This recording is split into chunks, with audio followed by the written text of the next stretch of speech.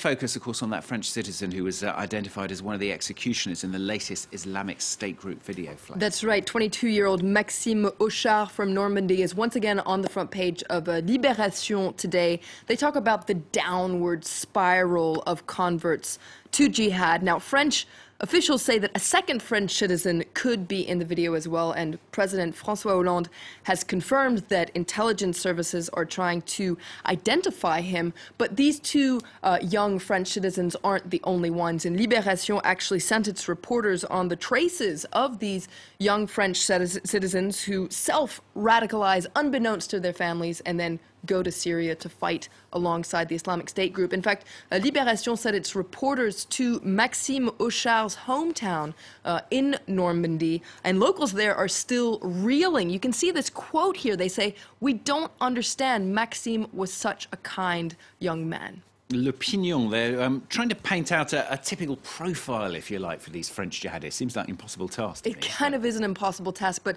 they're really focusing on a study that was carried out by the Center for the Prevention of Sectarian Excesses linked to Islam, and this center contacted 160 families who were concerned with changes in behavior in their children. And according to the study, the typical jihadist profile has changed, and it's a far cry from the common stereotype of poor immigrant families. According to this study, in majority, these young jihadists are, well, they're young.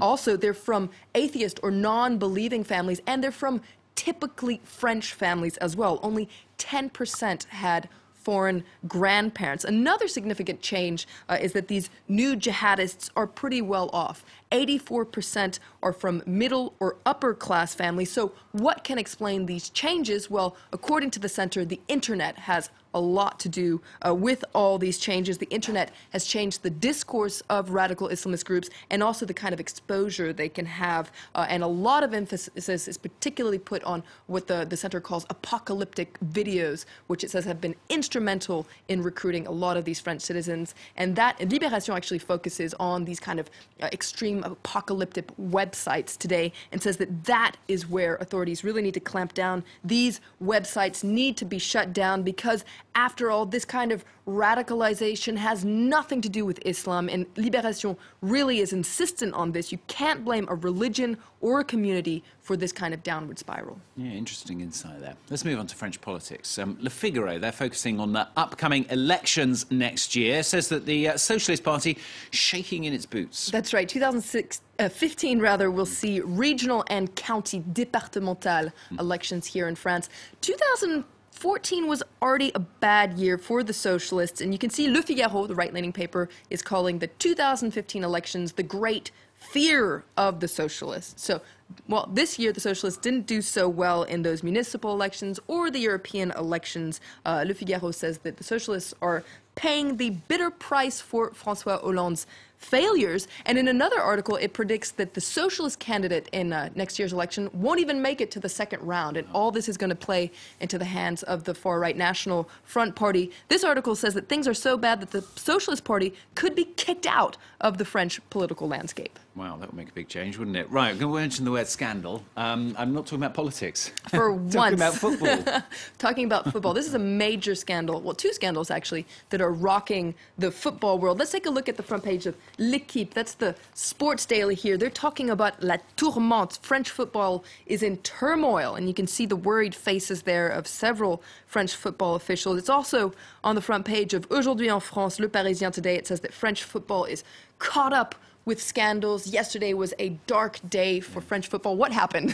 Well, there are two scandals, as I said. First of all, police took 4 Marseille officials into custody amid a probe into the club's transfer dealings, which include allegations of illicit commission. So that's one scandal. In a separate investigation, police arrested 9 club presidents over suspicions of match fixing. I will get there. Match fixing during a game with Nîmes while playing in the second division last season. OK, big scandals there in football. And Flo's actually pulled out a cartoon that she thinks sums up the situation. That's right. Well. If you're confused about these two scandals, this cartoon pretty much sums it up. It's from the Parisien as well. You can see two people watching a football game, and one says, okay, so when they don't have enough money to buy the players, I guess they just buy the whole match. Well, it must be known that Aujourd'hui en France is really upset about this scandal. It says that, sure, there's lots of money in French football, but that doesn't mean that the sport has to be shady. It doesn't have to be a dirty sport, according to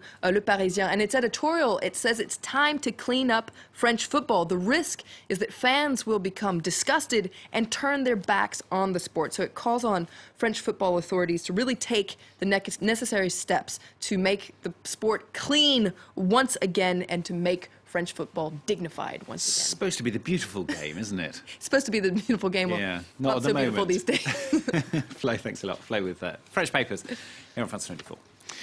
Now, coming up for you, we got a beautiful video which takes us snorkeling with humpback whales. Web News, though, starting today with anonymous takes on the Ku Klux Klan. Members of US white supremacy